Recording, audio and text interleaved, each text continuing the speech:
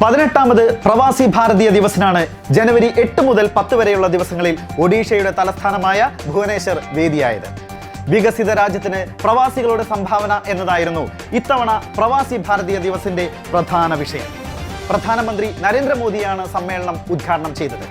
70 രാജ്യങ്ങളിൽ നിന്നായി 3000-ത്തിലധികം പ്രതിനിധികൾ സമ്മേളനത്തിൽ പങ്കെടുത്തു. പ്രവാസികളെ എപ്പോഴും ഹൃദയത്തോട് ചേർത്ത് നിർത്തുന്ന രാജ്യമാണ് ഇന്ത്യ. ആ ബന്ധം ശക്തിപ്പെടുത്താനുള്ള വേദിയാണ് ഭാരതീയ പ്രവാസി ദിവസ്. ഇന്ത്യൻ സമ്പദ് വ്യവസ്ഥയുടെ നട്ടെല്ലാണ് പ്രവാസികൾ. സാങ്കേതിക വിദ്യ, സമ്പദ്ഘടന അടക്കമുള്ള മേഖലകളിൽ വിദേശ രാജ്യങ്ങളിലെ ഇന്ത്യക്കാരുടെ സംഭാവന വളരെ വലുതാണ്.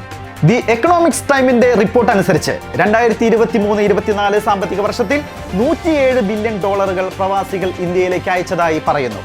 ഇത്തരത്തിൽ ഇന്ത്യൻ സമ്പദ് വ്യവസ്ഥയിലും ഇന്ത്യയുടെ വരാനിരിക്കുന്ന വികസനങ്ങളിലും പ്രവാസികൾ വഹിക്കുന്ന പങ്ക് ചെറുതല്ല.